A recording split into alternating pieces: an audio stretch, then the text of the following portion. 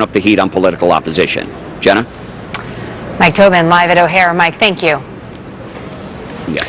Later this week, a judge is expected to decide whether FoxNews.com reporter Jana Winter will be called to testify and potentially go to jail for refusing to reveal her source for an exclusive story in the aftermath of last summer's movie theater massacre in Colorado.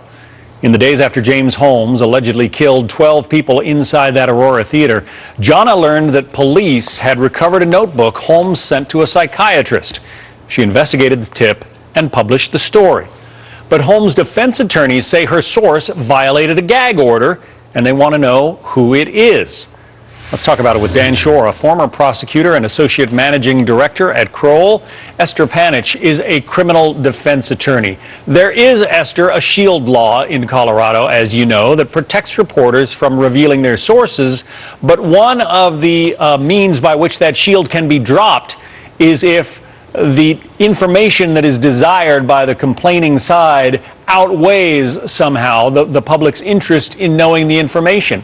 How can the argument be made that this information, namely the source, the identity of the source, is so critical to Holmes' defense team? Well, I suppose they would say that the breach of this gag order has led to an inability to get a fair trial of James Holmes. I would disagree with that analysis because, first of all, this was an incredibly highly publicized case. The fact itself that he had mowed down 12 people in a movie theater certainly outweighs the fact that he sent a notebook to a psychiatrist. So I'm not sure that the need that her source needs to be revealed for that bit of information, and frankly, I think that information actually helps the defense. It shows that he has a history of some type of mental health treatment. So I'm not sure why the defense is going after this particular reporter for this particular leak when there's been so much more prejudicial information that came out just in the nature of the immediate reporting prior to any gag order being issued by the court. Well, and then there's the fact, Dan, that his defense team offered a guilty plea in this case. It's not as though they're saying that there are questions about what he's charged with. Right. The shield law says the defense has to raise a substantial issue that outweighs the First Amendment concerns of the reporter and the public, and it's really hard to see that here. I believe what's happening is that in a death penalty case, you'll see defense attorneys try to raise any issue they can, anything that later they can bring on appeal or at the penalty phase show that there shouldn't be the death penalty. That's what this case is about, not guilt or innocence. So they're going to throw every issue out there and hope something sticks. It's a very weak issue. It would be a terrible injustice if we have this First Amendment violation because of such an unimportant issue for the defense here. Esther, I suppose there are people sitting there saying, okay, you're a bunch of journalists and lawyers talking about protecting a journalist here. But in your view, what does the public have to lose if Jana were forced to reveal her source? It's not so much in this particular case what would happen, it's the precedent that it sets for anybody who has to report something that they see that is improper, and the only way they can do it sometimes is through a reporter.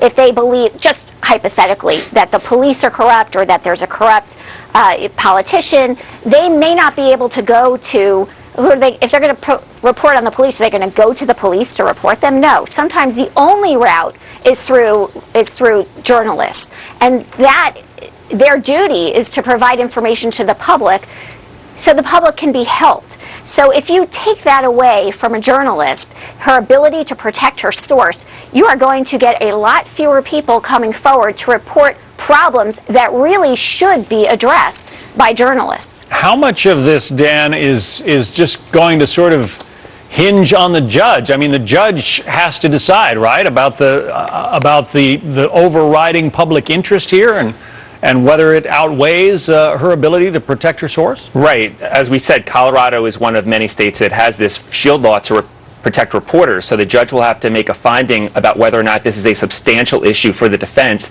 and then whether it outweighs the First Amendment concerns. I believe the defense is probably going to lose on both of those counts. It's not a substantial issue, and it doesn't outweigh the First Amendment concerns, but it is in the hands of a judge, and we'll have to wait and see how the judge rules. Well, again, Jana did a great bit of reporting there to bring this information out about the existence of this notebook in the early days after the theater shootings. And we're going to continue to follow her case as she appears before the judge this week. Thanks very much. Esther Panich, Dan Schorr. Thank you. Thank you. Thank you. Well, deadly violence escalating as Christians and Muslims clash in Egypt. What President Morsi is saying about the